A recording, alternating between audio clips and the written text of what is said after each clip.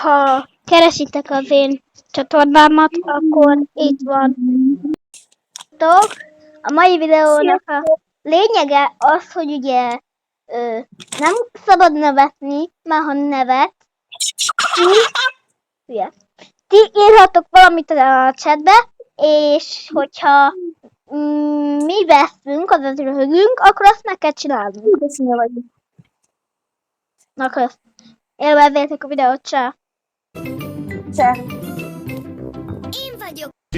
Zsolt. Ő pedig az öcsém. Ez mi? Holnap után kiskedem. És ez itt az Anyád. És van? Fáj a fülem. Jó ez a zene.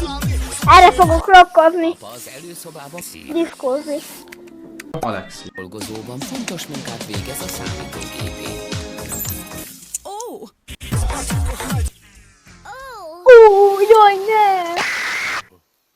Mama!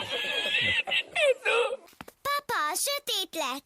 És Mamám sajnos a zene mondod. is leállt. A szívom sem működik. A számítógépem is kikapcsolt. Mama kapcsolót, ám a lámpa nem gyulladt fel. Nem gyulladt fel. Mi az az át? Az ártünet az, amikor nincsen áram. És vissza fog jönni az át. De addig is keressük meg a De zseblámpát. te miért nem tudsz Szerintem a röhögni? pincében van. Jó, lemegyek és felhozom. Nem muszáj ezt. Fog, papa. Semmi.